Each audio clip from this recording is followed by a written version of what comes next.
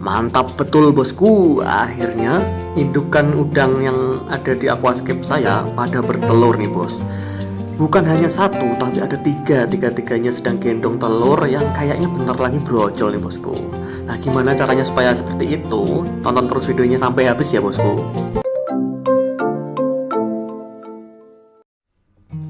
Ya bosku, melanjutkan intro barusan tadi.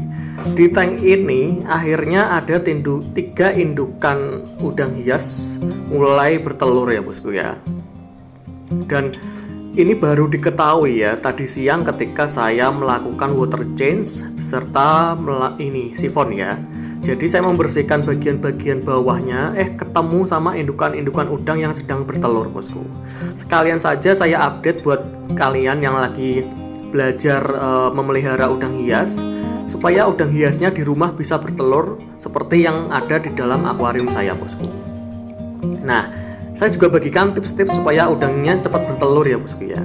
Tips yang pertama bosku, ketika ingin udang hias kalian segera bertelur ya di dalam aquascape ataupun akuarium kalian adalah pastikan jika kalian membeli udang hias itu sepasang ya bosku ya. Jadi jangan beli udang hiasnya itu cuma betina saja ataupun pejantan saja. Ya kalau misalkan nggak sepasang, mana bisa mereka bertelur ya bosku ya. Seperti yang ada di dalam tank ini, di dalam akuarium ini, itu kurang lebih ada 5 pasang ya bosku. Jadi setiap ada betinanya pasti ada pejantannya. Kalian lihat ya, di bagian bawah ini ada 2 pejantan dan yang di atas itu adalah 1 betina. Jadi mereka nanti bisa saling bereproduksi ya bosku. Tapi kalau satu jenis kelamin saja, otomatis mereka tidak bisa bereproduksi. Itu tips yang pertama. Tips kedua ya bosku, yang terpenting juga, yang nggak kalah penting adalah menciptakan lingkungan yang kondusif. Maksudnya apa? Kalau sudah memilih pasangan ya untuk udang hias ditaruh di dalam aquascape, pastikan kalian juga memberikan tempat ideal untuk mereka berkembang biak. Nah, idealnya seperti apa? Mereka ini jenis hewan yang bisa tenang atau bisa lancar dalam hidup di dalam tank itu. Dia perlu banyak tempat sembunyi ya. Tempat sembunyi itu bisa berupa tanaman-tanaman ataupun bebatuan bosku. Nah, di dalam video ini atau di dalam konten ini kalian bisa lihat ya bahwa akuarium tank yang saya buat itu banyak banget batuan sungai dan juga tanaman-tanaman aquascape-nya. Tujuannya pertama, batu-batuan ini bisa menjadi tempat sembunyi dari si anakan udang ketika mereka telah bertelur ya. Jadi telurnya yang udah menetas, anakan udang seperti yang kalian lihat di tengah ini itu bisa sembunyi di sela-selanya bosku. Jadi mereka bisa terhindar dari kanibalisme. Yang namanya udang ini juga sifatnya kanibal ya bosku ya. Kadang juga sering memakan anakannya sendiri. Makanya kenapa semakin banyak tempat sembunyi semakin bagus. Kemudian dengan adanya tanaman itu bisa mensuplai oksigen ya bagi si udang hias. Namanya juga makhluk hidup ya bosku. Dan ini termasuk hewan, dia tetap membutuhkan oksigen walaupun dalam jumlah yang kecil. Sedangkan tanaman-tanaman di belakang yang ada di belakang ini bosku, kalian lihat pada ini ya, perling. Perling itu adalah mengeluarkan oksigen ketika selesai habis di water change ya bosku ya.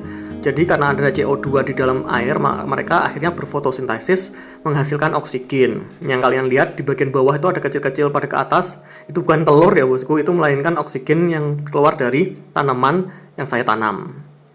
Nah akhirnya kebutuhan oksigen terpenuhi, tempat sembunyi ada, mereka bisa bertelur ya bosku ya untuk mengeluarkan anakannya dan akan menghasilkan anakan yang banyak sesuai dengan luas tank yang ada di tempat kalian. Semakin lebar ukuran akuarium, semakin banyak tempat sembunyi, maka akan kemungkinan semakin banyak juga anak yang dihasilkan ya bosku ya, karena tempatnya luas. Terus yang ketiga, hindari hal-hal yang membuat udang hias cepat mati. Contohnya apa? Pemberian pakan berlebihan. Nah, semakin banyak pakan yang kita kasihkan bosku, tujuannya walaupun baik untuk pakan udang, tapi kalau berlebihan akan menimbulkan amonia. Lama-kelamaan gak hanya indukan udang yang mati, anakannya juga bakal mati bosku. Jadi memberikan pakan itu secukupnya saja. Biasanya sehari saya cuma kasih pakan tuh sekali bosku ya. Tapi karena ini ada gupi, paling enggak 2 kali dalam sehari. Jadi pagi sampai sore. Nah, karena ada gupi kan, dibantu dimakan gupi dulu, baru nanti pada kejatuh ke bawah dimakan udang. Kalau masih sisa, saya nggak akan kasih pakan lagi bosku. Karena apa? Semakin banyak yang sisa, nanti semakin banyak zat beracun yang ada di dalam tanknya. Segitu aja ya bosku ya, tips supaya udang hias kalian bisa bertelur seperti yang ada di dalam tank saya dan beranak pinak. Semoga ini bermanfaat buat kalian yang baru belajar memelihara udang di dalam aquascape atau di akuarium. Jika kalian ada saran, kritik, dan komentar, silahkan tulis di dalam kolom komen ya bosku. Sampai jumpa di video selanjutnya. Salam Banyuku Channel.